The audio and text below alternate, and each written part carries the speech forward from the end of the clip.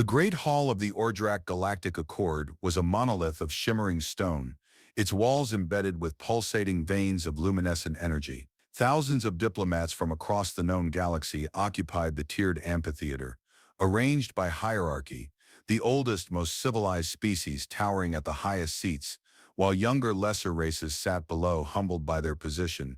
Ronan Dresk, Earth's representative, stood alone in the center, surrounded by figures that had dictated the course of countless civilizations. At the head of the chamber, Chancellor Xerak, a being of elongated sinew and crystalline plates, regarded him with amused detachment. The glow from his bioluminescent crest flickered in a way that to his kind meant curt dismissal. Beside him, Admiral Xerak Harvesters, his enormous exoskeletal frame resting against a reinforced dais, clicked his mandibles. Dresk met their gazes without flinching. "You talk of unity, of progress," he began, his voice measured, carrying across the chamber.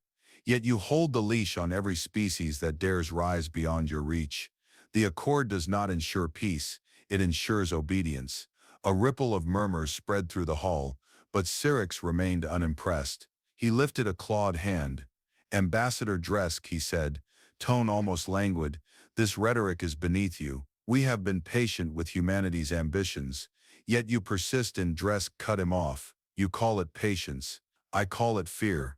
The murmurs turned into outright discussions. Some of the younger races exchanged glances, sensing something different in the way humanity's representative carried himself today. Not the usual pleading, not the restrained anger, but certainty. Xerak Harvesters, the Council's war strategist, leaned forward, his secondary eyes narrowing. "Every civilization must follow the cycle," he growled. "Controlled expansion prevents destabilization. If we allowed unchecked advancement, lesser races would destroy themselves with power they do not understand." Dresk exhaled, the sound sharp through his nose. "Then let me ask you something, Admiral. Do you truly believe Earth has been idle all these years? That we've spent centuries waiting for your permission?" The air in the chamber shifted. Xerak's crest pulsed faster.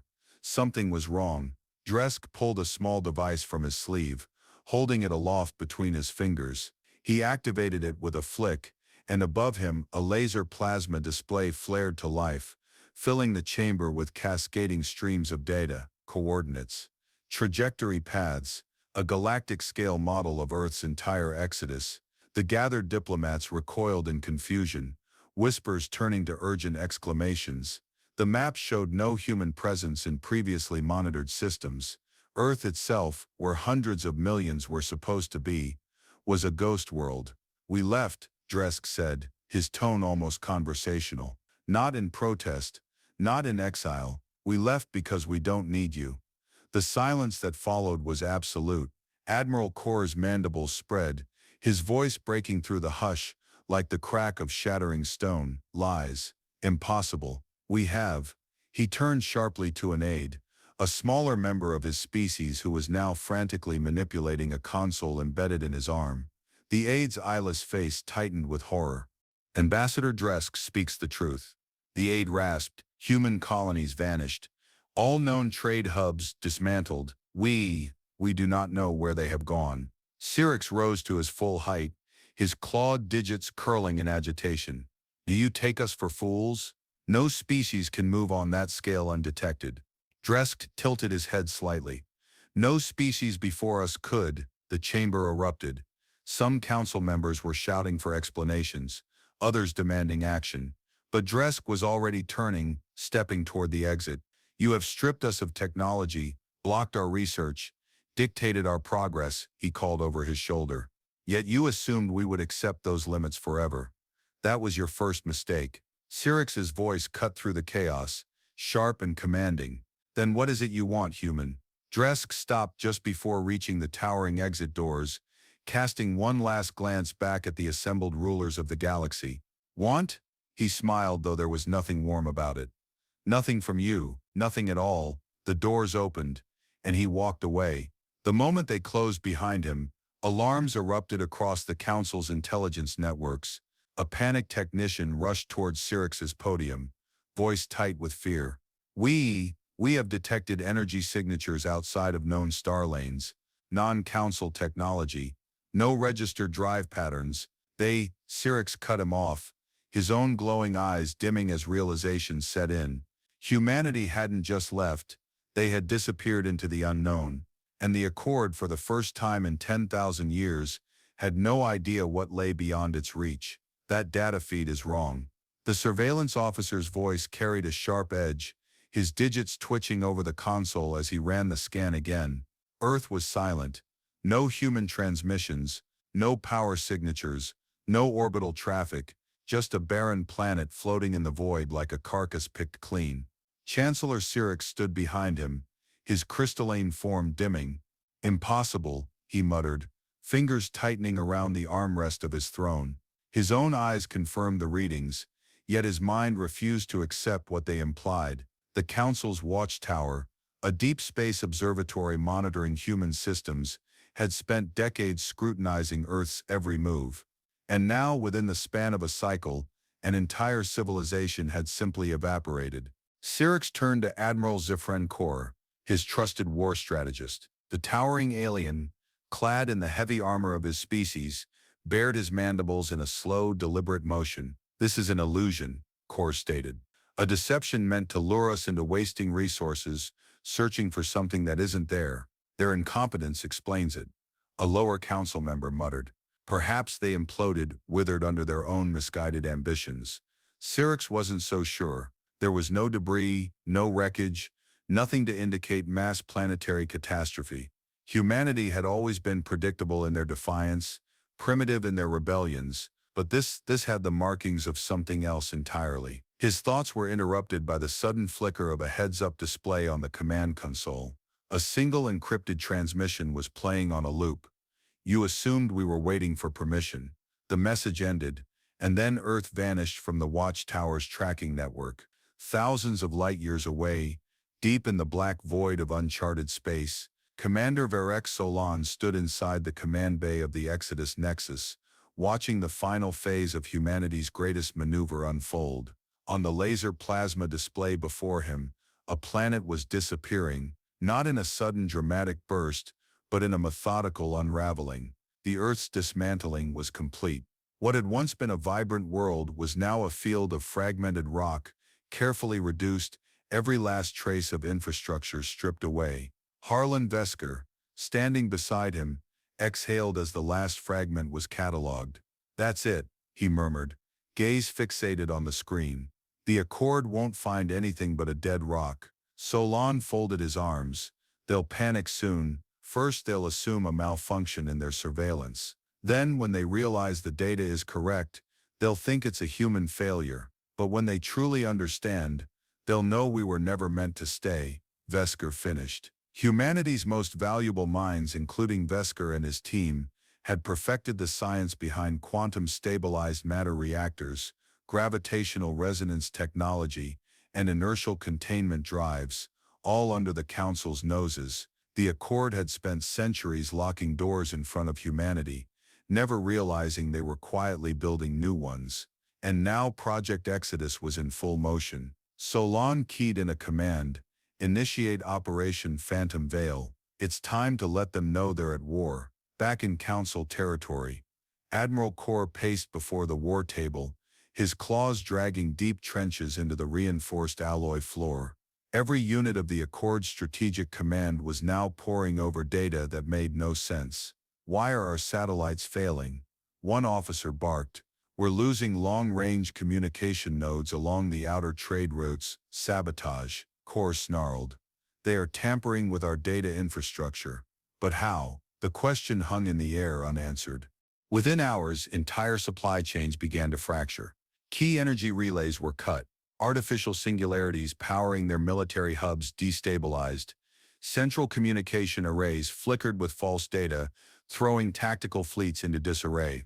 Earth may have disappeared, but its presence was still being felt. Kor turned to his second-in-command, mandibles clenching. "They're still here," he growled, "hiding in our systems, bleeding us from within." A sudden alarm flared across the chamber. Kor turned to the heads-up display, expecting another human-led cyber attack. But what he saw was far worse. A field of unknown energy signatures had breached Council space. Not human, something else. On board the Exodus Nexus, Ronan Dresk watched from his seat within the Nexus war room. The encrypted files stolen from the Council's classified archives had revealed something far more sinister than simple oppression. Humanity had been deemed a threat before they had even begun. The Accord's long-term agenda had not been just technological suppression, it had been preemptive extinction. But that was no longer his concern. The war they thought they were waging against humans was now irrelevant, because something older had just entered the battlefield. And for the first time the Accord would feel what it was like to be helpless. Gravitational surge detected. The alarm reverberated across the Xerak Accord watchtower, a sprawling observation station stationed at the edge of known space. Commander Tail Vori turned sharply toward the alert officer, his gaze narrowing at the shifting data stream flashing across the laser plasma display. "Source," Vori barked, stepping forward. Unknown, the officer's tendrils flexed as his secondary hands danced over the controls, filtering telemetry from deep space probes. "It's not a star collapse, no supernova signature. It's a flicker on the screen, then another." A pattern emerged. "Moving," the officer whispered. Vori's skin tightened. "Define moving." 14 separate gravitational distortions, all accelerating through uncharted regions. Trajectory indicates direct approach toward Council-controlled space. Silence gripped the chamber, save for the low whine of recalibrating sensors. Vori's fingers curled into a fist. "Get me long-range visuals now." The display adjusted, replacing the shifting distortions with a magnified live feed from the outer rim probes. A field of lightless constructs, sleek and angular, pierced the cosmic void with unnatural speed. They moved in unison, no variation, no lag, nothing organic about them. Vori's breathing slowed. "Are they transmitting?" "Negative. No contact attempt, no ID signatures." The officer swallowed.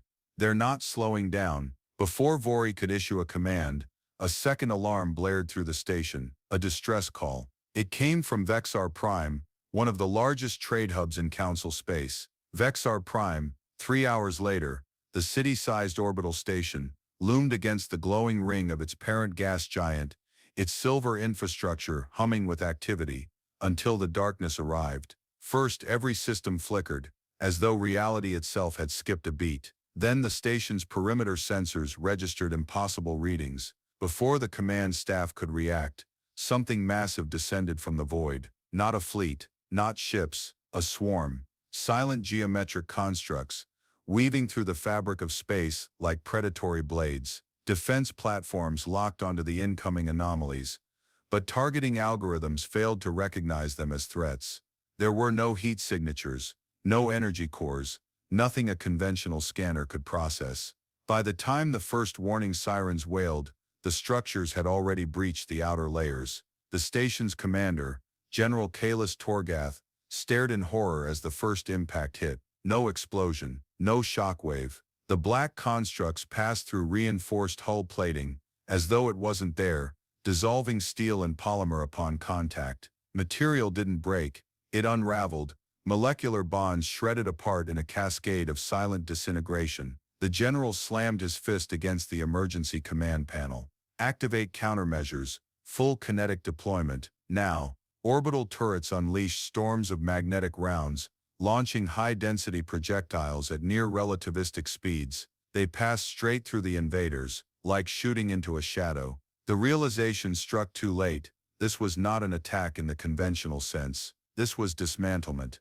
One by one, sections of the station collapsed into nothingness. Entire decks erased from existence, as the entities moved with calculated precision. A desperate transmission escaped before Vexar Prime ceased to be. Well then, There was only silence. Council War Chamber. The capital world of Xerak Admiral Zefran Kor's mandibles clenched as he studied the garbled remnants of the last transmission from Vexar Prime. A world-renowned fortress, reduced to a static signal in mere minutes. "How many confirmed casualties?" Kor asked, his voice a low growl. The analysts swallowed, their tendrils curling in distress. The system was wiped clean. Total loss of all orbital and planetary assets. No survivors. Kor's claws pressed against the war table, his thick fingers digging into the reinforced alloy. He turned toward Chancellor Xerak, who sat rigidly in his elevated throne. "This is not human work," Kor stated. Xerak exhaled through his spherical vents,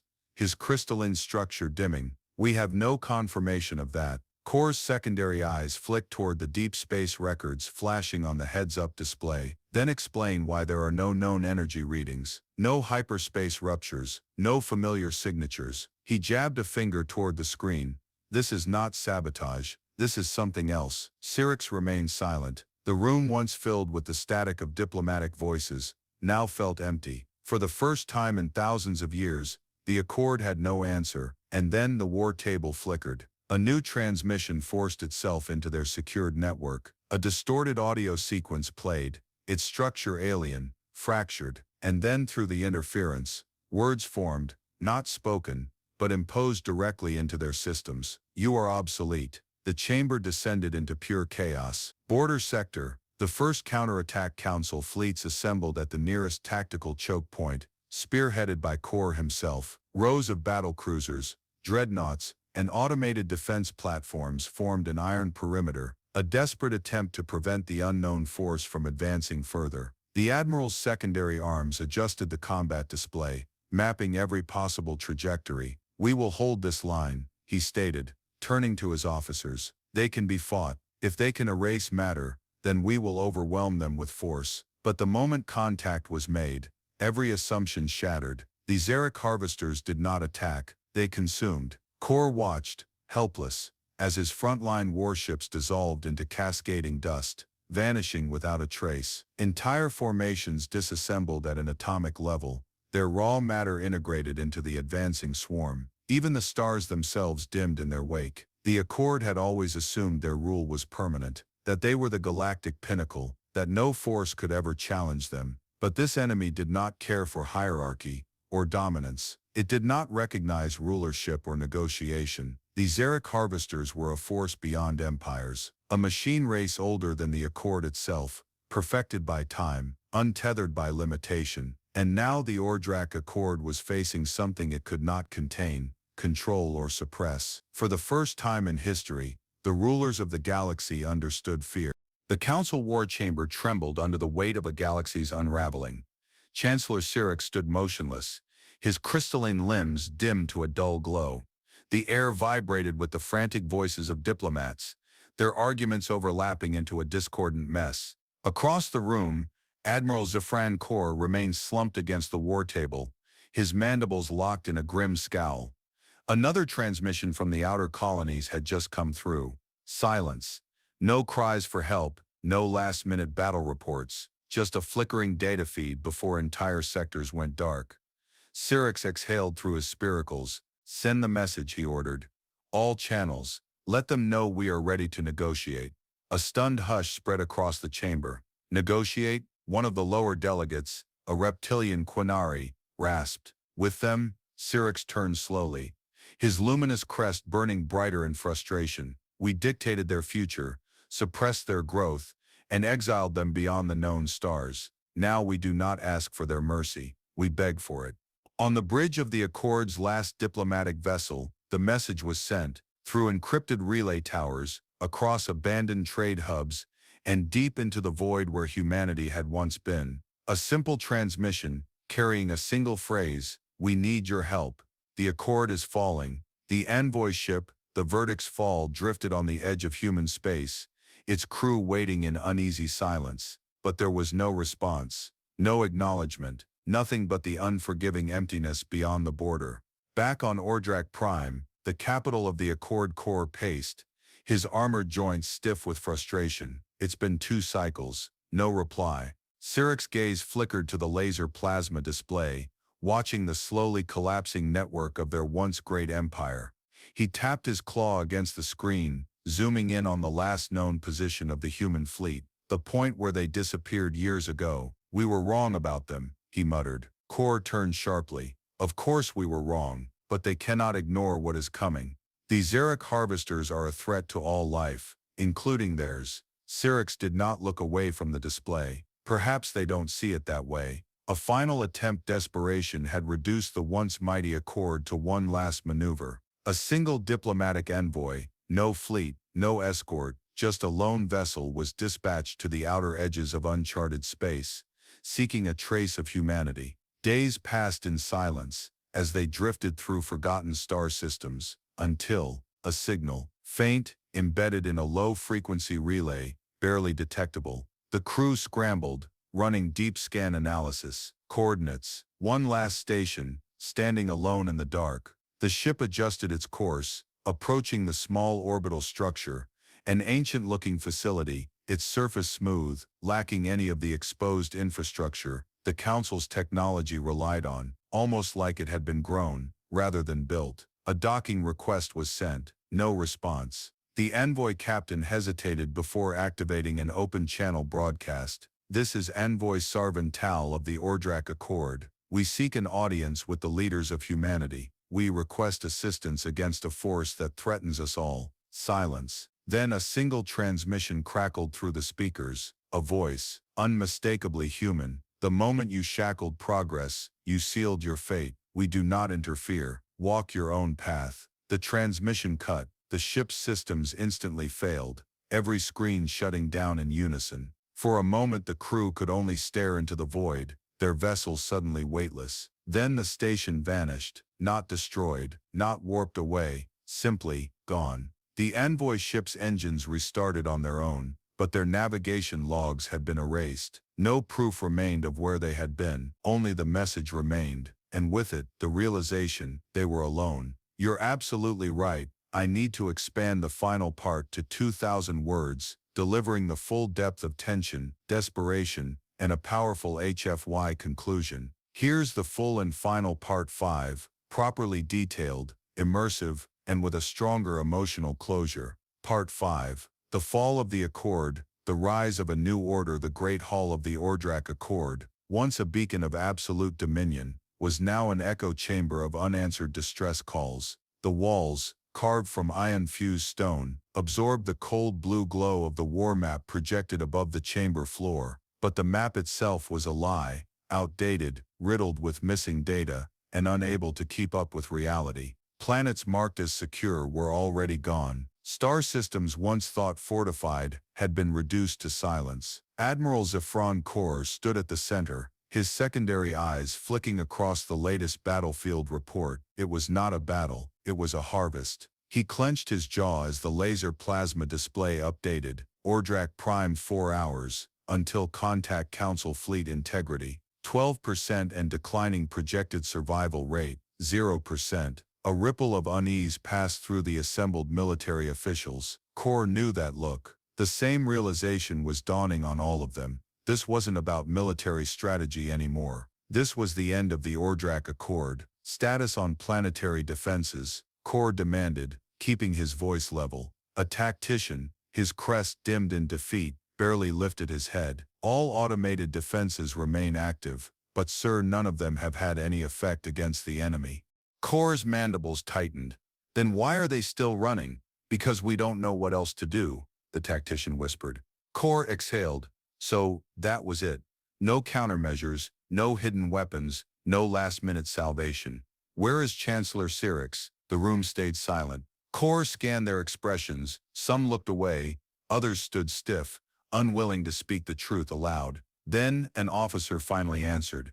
"He left. His fleet exited the system hours ago." The weight of that sentence pressed through the war chamber like a death knell. The highest leader of the Accord, the figurehead of its rule, had abandoned his empire before the final blow had even landed. Kor released a bitter laugh, the sound edged with something dark. "So, that's how it is." He exhaled slowly. "The Accord does not fall in battle, it falls in cowardice." The room remained silent. No one argued, no one could, because they all knew it was true. In orbit above Ordrak Prime, the first shadow fell across the capital world just before nightfall. It wasn't a fleet, it wasn't a bombardment, it was something else. An absence of light, a distortion of space where structure and physics meant nothing. The Xerak Harvesters had arrived. Across the cityscapes of Ordrak Prime, billions stared upward in horror. Monuments that had stood for millennia reflected the descending forms, faceless, geometric, and endless. Then the unraveling began. Buildings did not collapse, they ceased to exist, matter unbound from reality. absorbed into the void. The planetary shields held for 6 minutes. Then they flickered once, dimmed and failed. A silent ripple spread outward, and Ordrak Prime was no more. Far beyond Accord space, the outer singularity, Ronan Dresk watched the data unfold from the command station of New Genesis, humanity's stronghold beyond the reach of the old galaxy. The Accord had fallen. It was not a battle. It was not a war. It was a consequence. Commander Xerak Solan stood beside him, arms crossed, watching the same footage scroll across the heads-up display. This was never going to end any other way. Dresk tilted his head. You sound disappointed. Disappointed. Solan scoffed. No, just I always thought they'd go down fighting. They thought their rule was eternal. Dresk said simply. They didn't prepare for something they couldn't control. They shackled progress, and now they're paying for it. Solan exhaled sharply, shaking his head. The last remnants of the council are fleeing. Some of them are headed here. Dresk turned toward him fully. How many? Thousands of ships, hundreds of species, the ones that didn't run in time. Dresk tapped a command into the console, watching as a long-range scan of the incoming fleets materialized. They were limping, their once proud warships reduced to battered escape vessels. The same species that once dictated humanity's place in the galaxy were now begging for a place in theirs. Dresk didn't smile. He only nodded once. Send them a message. The communications officer swallowed hard before patching into the transmission network. What should we say? Dresk's voice was steady. You may live under our protection, he said, but never again will you rule over us. The final moments of the old galaxy, what remained of the Ordrak Accord, was a fragmented exodus, a broken stream of refugees drifting into oblivion. But humanity had already moved on. In the uncharted reaches, a fleet unlike any before it silently glided forward, its hulls woven with technology beyond the Accord's comprehension.